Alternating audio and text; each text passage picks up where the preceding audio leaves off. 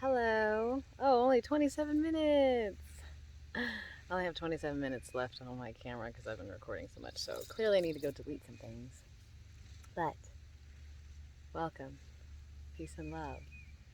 Uh, if you are new here, thank you for joining us on this expedition we call life. And if you're returning, then you already know that I've been going through lots of changes within my own personal journey, and I kind of needed to just come out into nature, and I'm so grateful that it's been getting warm because now I can actually just come out and sit and stare at trees and the sky and stare at water and not sit in like a dense 3D environment. Like,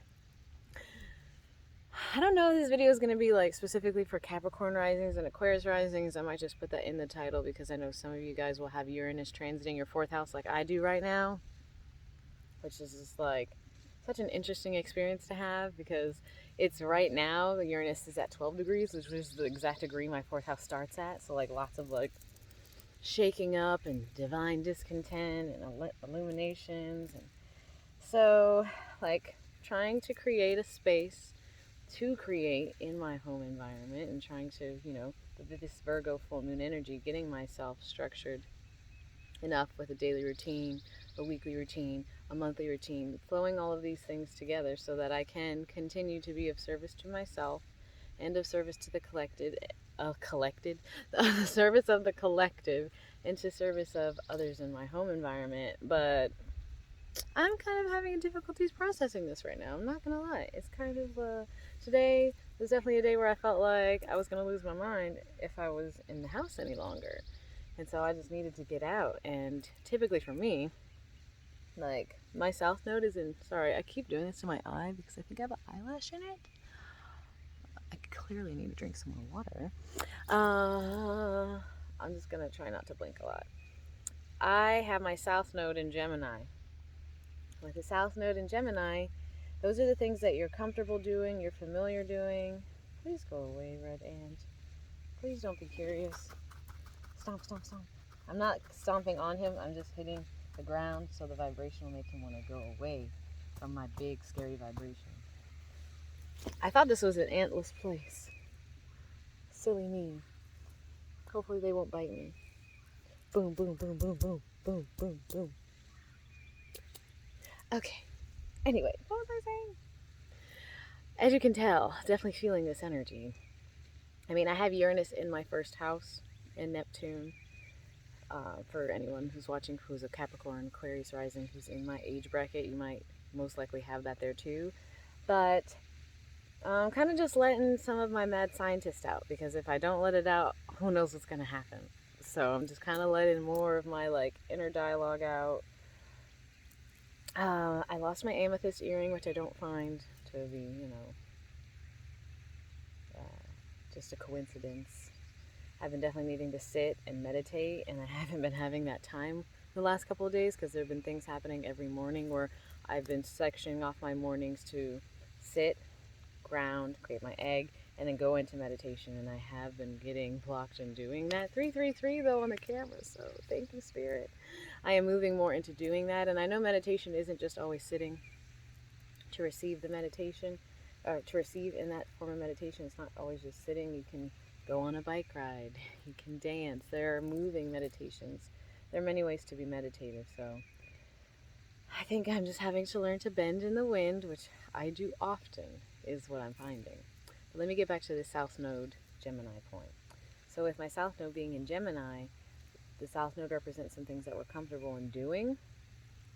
And South Node Gemini would be like short trips, creativity, children, hobbies. Like there are these things that you're good at doing in the nature of, I say kids and creativity because South Node in Gemini is in my fifth house. So it's like more for Gemini, the communication, writing, traveling, short trips, etc. I can be quite good at doing those things, but I'm also quite comfortable at doing those things. I'm supposed to be breaking out of my comfort zone. And I'm actually very pro breaking out of comfort zones. It's something I like to push myself towards. And so going on these nice little this is like literally just like a 2-minute bike ride in my neighborhood to this little pond that we have. And I'm very grateful for it, but I'm also recognizing like how much further I would like to travel. as a North Node Sagittarius. So maybe, I don't know, this video, I'm going to title it to my Aquarius and Capricorn risings, to my North Node Saggies. Like, I'm sure you guys will be able to resonate with what I'm experiencing right now. And so this North Node Sag energy in me, which I've already experienced. I already went and lived in my car. I already went and did van life, and I did love it. It just wasn't necessarily the perfect, like the first time I went in my car, it was like I was having a dark night of the soul, and I was going through a lot of upheaval and karmic work and shadow work within myself and my personality and my Capricornness. And then during van life, I was in a narcissistic empath relationship, which van life is like the last place you want to be when you're in one of those. It becomes definitely more highlighted the smaller your space to share is with one another. So now I'm getting this feeling, now that I am connected to my divine counterpart, now that I have rejoined my energy with theirs, and we both see a unified vision for what we'd like to do, I just want to go and travel so bad. Like, I'm itching to just like travel farther than the South Node Gemini, which is your local neighborhood, your local, where you've always been. I'm ready to just travel the continents, travel the world, and not just to travel it, even though I do love traveling. I just love experiencing new places and tapping into the energy of where I am and recognizing that the world is so much bigger than we think it is. It's really helped to broaden my awareness of our impact here as humans. And so I really do desire to just go to different continents and meet new people. And actually a lot of my personal placements read as like finding my true tribe and people outside of like my homeland. It said you will find those who resonate with you outside of your homeland. So I'm like, I need to go. They're waiting for me. I've been awaiting them. And so I'm just kind of sitting and talking about it because I needed a way to like vocalize what I've been experiencing the last couple days, and also let it be fruitful for other people who are experiencing it. Because I do have my journal here, and I was going to sit with guides. I brought my pendulum. I have the tools I want to use to speak with spirit, and all I have is a pencil. And usually I have my gel pens. I forgot my gel pens in the house because I was just so ready to get out. So I'm going to try and write. I don't like writing in black, so we'll see how it goes. But it is lead, which is pretty interesting. So maybe I'll start writing in like colored pencils, but really sharpened colored pencils because I don't like when they're dull. So we'll see. But I really just wanted to, I don't want it to be a long video, so I'm really just kind of sharing and expressing, like, if you are also a Capricorn / Aquarius rising, it depends on how big. Like, I'm a Capricorn rising at 19 degrees, but then I have in Placidus, not in whole signs. I just like Placidus better. Where my Placidus people at. So Placidus, I'm a Capricorn rising at 19 degrees, and then I have all 30 degrees of Aquarius in my first house. So then my second house is Pisces, my third house is mostly Aries, my fourth house is Taurus, where Uranus is transiting. So for those of you that are in that bracket or have some of those similarities, you will understand all the shifts that we are currently going through as these rising peoples. And if you're a Sagittarius North Node, then you know how I'm feeling about wanting to, or maybe I'm encouraging you now to recognize how much awaits you and how much fruitfulness and like feeling alive and feeling a part of your purpose and fueling your purpose lies within your North Node. For me, I used to be very comfortable living at home with my mother and helping out the family and doing whatever was asked of me. You want to need some help? Cool, I'll do it. I would go home, go to work, go home, go to work, go home, go to work. That was all I was doing. And I was comfortable. I was well fed, Venus and Taurus, so I'm feeling good. I'm like, oh, I get yummy food. I have a pretty comfortable bed and room. I was kind of living Harry Potter-ish there at some points in time, but those are things that I'm comfortable and good at doing. It's my South Node. And then also in relation to the fifth house, I was reading a lot about it being like doing creative things just by yourself, or doing like very kind of isolated, like, oh, I'm going to be creative within myself and do all these things just for me. And now I'm working at making my creation something for the collective, making creations that involve others, doing things and building things, because now it's in my 11th house, which is the we house. So moving into Sagittarius North Node in the 11th house is like, through traveling and through exploring the world and different places and cultures, I'm able to offer my services to a collective we, and kind of like planting those little light grids all over the earth. Because I definitely don't feel like my mission is just for North America. And I would highly recommend to you that you think more of your life outside of the terms of just the continent in which you live, and zoom out and just see the whole earth when you're thinking about your life. It really helps me. I'm not saying that because I already like know how to do that. That's something I have to continually tap into. And I asked my guides for advice. I was like, so what would you like me to keep in mind as I leave? I left my traditional, well, it wasn't traditional. I left my job that was paying me money, but keeping me safe and comfortable, and just being like, okay, I'm just gonna be a full-time healer and offer what I offer my Reiki, offer my readings, offer, everything that I've been called to do. And trusting to do that, I said, what guidance do you have for me? What do you want me to keep in mind? And I used my oracle deck, and it said, big picture. And it's a woman who's sending her loving, healing energy to the earth. I should probably keep it more on me, but I still use that deck actively. So yeah, I've been learning to get out of my comfort zone for the last 5 years, and I'm sure all of us have, as a collective in our spiritual ascension and awakening processes. And so I'm not trying to say I'm the only one going through things. I'm just saying, if you are also going through some similar things, you are not alone. And I'm right here with you. And the best thing that I can recommend you do is go into Gaia. When you're freaking out, go into Gaia. That's what I had to do, because I was about to lose my shit. I was about to lose it. I took a quick bike ride, and the bike ride is nice because I love riding the bike. And then came over here, and the second I sat down, I felt instantly better. But the thing is, now I need to learn how to take the energy I'm sitting with here and bring it into the house. And that's something that's still just hard for me. Ever since I did live in the car and live in the van, going back into a home environment, pretty interesting. Sometimes there's this pull of I want to go back into that. I've been called away from that. I've been called away from living in a home and staying in a comfortable bed with a shower and all these things. I've been being taught to release a lot of that and live as a gypsy. And I've moved over 50 times in my life now. And the only reason I know that is because, very interestingly, I knew I moved basically every year as a child, but I wanted to apply to work at PetSmart because I wanted to work with the animals. And they said, name everywhere you've lived for the last 10 years as a part of their application process, which I don't know why they need to know all that. But then I was like, okay. So as I was doing it, I was like, oh my gosh. And then I just kept having to find the addresses we lived at. And I never finished applying because I was just stuck in this, oh my gosh, I've moved a lot of times. And I think that has attributed, to me, it wasn't a blessing. It was actually a gift, and I feel preparation for living a gypsy life. 1, 2, 3, 4 on my camera when I said that. So it's just a confirmation to me, yes, you've been prepared to live a life where you just go and travel and offer your services. And I'm not saying that I don't think that's going to happen in the future, because I'm manifesting right now, and you can manifest with me. This is a manifesting mudra. You just take these 2 fingers and your thumb. We did it at the crystal shop I worked at. I am already manifesting that. I know that's coming, and the time will be here soon to begin to travel more and to begin to offer services on the road. So for me, it's about having patience and peace as I wait. Patience and trust and peace and knowing and flow. And I guess really all I needed to do was just sit and kind of talk about it out loud. Like I said, I'm still going to journal, but I wanted to have something come out of me that was useful to you. So hopefully you've been enjoying hanging out with me here on the grass and just feeling all my feels.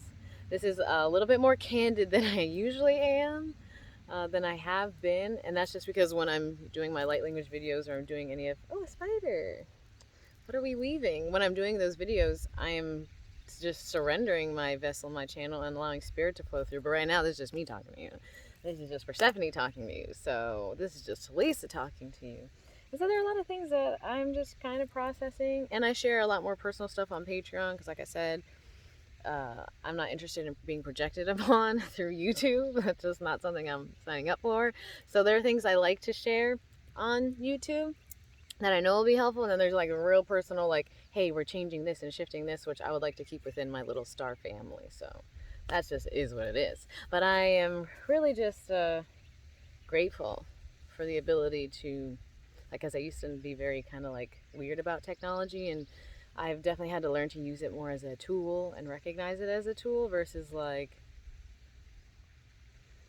thinking that my life doesn't exist in this thing.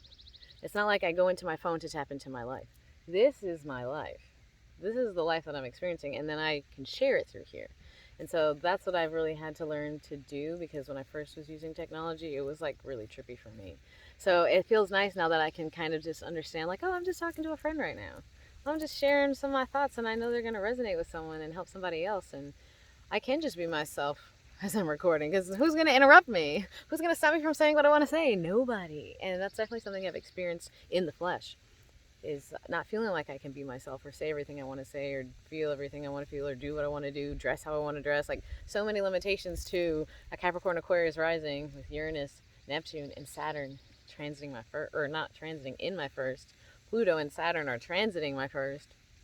So, like, I just don't have any time for it. And so it feels good to be able to just kind of flow and share everything I feel called to share, and have a space where I can share it and someone doesn't quiet me, and someone doesn't stop me from talking, someone doesn't say that I'm weird, someone doesn't, or not even having the space to do it because I'm too busy just listening to someone else, which is typically what happens. So thank you for holding space for me. Thank you, I appreciate it. And I trust I'll be holding the same space for you and you hearing what I'm saying, because I want to act as a divine mirror in that way. So I'm at 15 minutes, and I know people see videos at a certain length of time and they're like, no, I'm not doing that. But this is what I need to start saying at the beginning of the video. I'm trying to ingrain it in myself. If you don't feel like watching like a video this long, there's a little settings button on like the bottom corner. I'm trying to figure out which way the thing it will be when you're watching, but there's a little thing. It looks like the setting button, and you can click playback speed, and you can change it to 1.25. And it's like the perfect little speed to speed you up and get everything you need to get. Although sometimes I talk pretty fast, especially when I'm just letting myself flow and just be myself. I talk pretty fast because I got some Pleiadian energy in me. But if there are videos where I'm talking slower, but you still want to receive everything that's being said, do playback 1.25. I do that for like every video I watch. There's this woman, I don't remember her name, I feel bad, but she said that like Pleiadians kind of, their energy moves just a little bit faster than everybody else. And so when she said that, I really thought about it, and so then I started trying to do the playback speed just a little faster, and I was like, oh my gosh, this is where I live. So maybe you don't need to playback it when I'm just talking, but when I'm like, I don't know, it's just a recommendation. So anyway, I've spent 2 minutes talking about that now because time is an illusion. So I'm just going to say, like, I didn't know what I was really going to be recording when I started this video, so it kind of just came as it, some of those unfoldings happen as you just start speaking. So this is for any of my Cappy Aquarius risings, North Node Sagittariuses, who may be feeling what I'm feeling and just feel like this like need to break free, like High School Musical. Know that it's coming. You can still hold that energy. Go into Gaia to ground yourself and feel like there's space enough for you to be and to breathe and to think and to flow. I hope that it's warm where you are and you have the opportunity and ability to do so. I would typically just go in our backyard, but I knew I needed to be away from being able to see the house. I needed to just see nature. So I'm very grateful. I express gratitude for my guides for offering me somewhere to just do this. So yeah, don't lose your shit. You can do it. You can do it. I'm doing it. I really thought, I'm telling you, I'm not lying. I was like, I might lose it today. And I don't lose it a lot. I don't think I ever lose it. So I was feeling that a little bit today. So I'm grateful that Gaia supported me. Thank you, Gaia. She supported me and grounded me back down before I was turning into a tornado or something. I don't know what I was going to turn into. But yeah, so I feel really good now. Thank you for holding space and listening. I trust that it's given you your own little insights and revelations or just some support. I plan to be coming to this little spot and just talking about things that I'm experiencing as I continue this journey to Lemuria, as I was told it's actually pronounced Lemuria. So stay tuned for the next episode. So far, just as like a quick update for the journey to Lemuria, I am still working on fine-tuning the services that I offer, what Spirit wants me to offer, when it wants me to offer it, how it wants me to offer it. This spider is weaving its web off of me. Oh my gosh. I guess I'll take it as a compliment. So yeah, still fine-tuning all those things and still trusting and surrendering. And that's, not always easy for a Pluto-dominant, Scorpio-dominant person, but I'm learning. Like I said, Pluto's in my first house right now, so many, many, many lessons happening. But yeah, okay. Thank you so much for hanging out, allowing me to speak. I will be back here again to update you guys on the journey. what's going on, how I'm going to keep manifesting to travel, explore, and help the collective with my own personal services and my specific mission from the Arcturians when it comes to water. So stay tuned for that. But thanks for hanging out. It's the bike. I will see you guys next time. And as always, I'm sending you peace and love.